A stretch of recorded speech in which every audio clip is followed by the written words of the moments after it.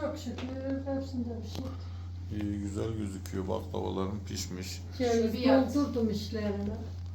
Millet fırında sıra bekliyor. Sen burada fırında hiç beklemeden Fırında pişirdim. hemen pişirmişsin. Eline sağlık. Şu şöbiyetleri annemin. Ceviz var değil mi hepsinin içinde? Evet, O ceviz. midye tatlı. Şu midye tatlısı var.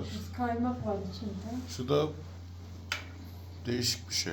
Ne ya da? Oklava tatlısı. Ha, oklava tatlısı. Ben her sene yapıyorum böyle 4 tepsi falan. He, yap. İyi, eline sağlık. Gelenler yesin.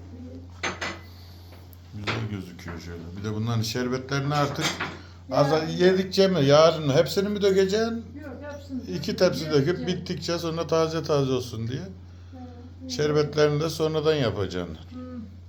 Anne olmazsa ben Antep fıstığı alayım da bir iki tepsi de Antep fıstıklı yap ya. Yok yok, niyeti yeter. Yeter ya. Ne Değişik diyeceğim? Bu olur kadar işte, tatlı ne değil ki. olur? Yeter, tatlı tatlı.